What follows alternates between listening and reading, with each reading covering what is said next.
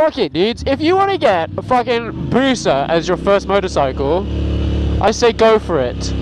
What the fuck is stopping you, you know? Just don't be a massive, like, bellend and go riding without any gear on and then try to out-push yourself when you've never been on a bike before. Just be smart about it. Like, honestly, just be smart about it. You know, there's absolutely, like, you can ride anything. Everything is in your wrist. It's all in the wrist. And it's all in your mind. And if you are a calm rider and you take things progressively and methodically, you'll do absolutely fine regardless of what motorcycle. Absolutely.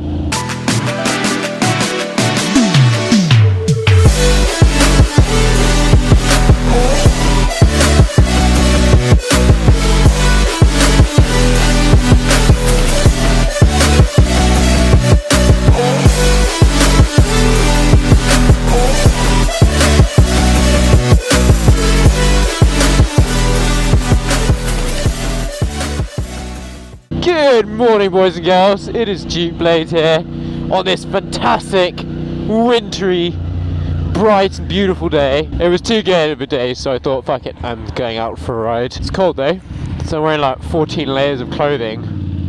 I look like a sort of overstuffed sausage in my leathers, I think is a good way of describing it, but there you go. There's a guy really tailing me. Fuck off. My opinions have changed, like, honestly, of getting a 600 as a starter bike. I used to hold the opinion that everyone should start off on a low cc motorcycle to get the hang of the things. And whilst I still kind of believe it, mainly because it's what I did, I think that there's a caveat to that. And that caveat is that if you trust yourself on a bigger bike, buy a bigger bike. So by trust, I mean if you trust yourself to meticulously think through the processes you have to think about whilst you're riding: corner angle, counter steering, speed, braking, road surfaces, grip, retard drivers, you know, maintenance of the motorcycle. If you're confident that you will be able to think about all of these things and carry them out methodically whilst you're riding and whilst you're not riding, and I really think there's no problem in getting a 600 or bigger starting bike. That being said, is that I do think that people who start off on lower sized engines become better riders. I mean, put it this way, you can kill yourself on a 50cc moped. Like, you can. It's just that on a bigger bike, it's heavier in many cases, maybe not some. It's heavier, you know.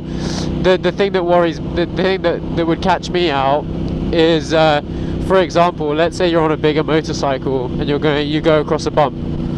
The bump jolts you and it jolts your throttle hand, and then you do, you know, that. But you get a lot more power, so the bike lurches forwards, you know, like that. But the bike lurches forwards, you know, that can really throw you, like, quite literally off the motorcycle. So there's, you know, it's just those kinds of things, you know. And also it's about control, it's about heaviness of braking, it's about turning, and also, you know, it's about insurance as well. But if you can afford all those three, if you can think about those things and you can handle those things, then by all means get a bigger bike.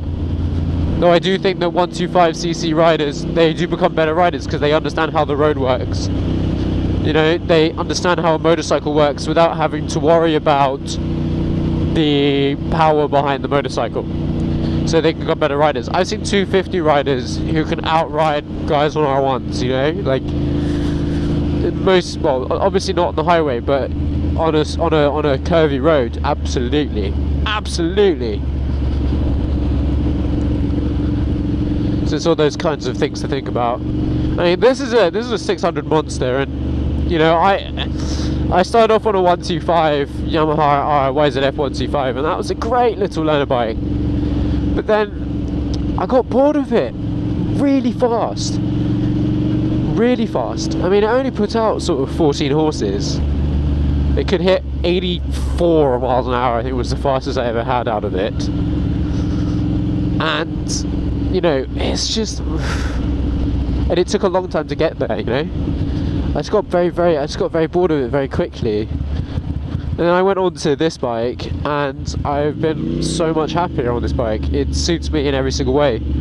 Besides the fact that I wish that the 600 Monster had more power now, that's the thing. So this bike puts out 52 horses, which is not very much by the way of 600s, considering that, you know, the R6, obviously it's a it's a completely different size different style of engine, but the R6 puts out like 110, and you know, it's just not worth. Well, no, there's a big difference, really big difference. Ooh, I don't know if I can fit through that. Yes, I can.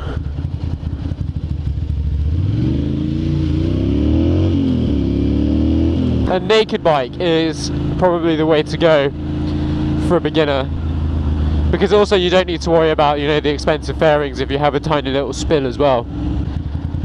Come on, bitches. But one consideration is insurance, because if you buy a 1000cc Supersport as your first bike, if you're under a certain age, it's going to be expensive as fuck, mate. Like I checked out insurance for an R1 for me the other day. It was nearly about £1,000 a year, fully comp. Whereas this bike is about, fully comp including European travel, is about £350–400 a year, which is insane. It's really, really cheap. I'm 24, by the way. Just to put that shit into perspective for you. Ooh, so I got some cool toys as well the other day. So I've got some new brake pads for the front and the rear, which is insane. I picked them up for £16 for the full set, front and rear, which is incredible. It's a little gift to myself because, you know, also for my fucking safety, because I kind of feel that I need to do them. I think they were last replaced before I went on my trip, and the front ones were 50% worn, so it's definitely in need of a replacement. I love the way this looks, actually. It really holds it really well. Jingle bells, suck my balls, kiss it all the way. Christmas is coming, boys and girls. I hope you all figured out your Christmas lists. Oh god, my balls get all tingly sometimes when I ride this bike. It's little vibrations. Fantastic job, sir. Absolutely glorious.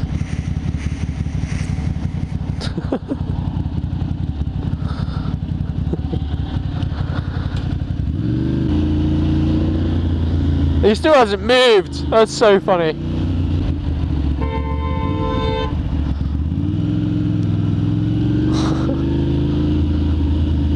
Wow, there's a lot of dumbasses out today. Oh my god, she's going so slowly. Oh, poor lady.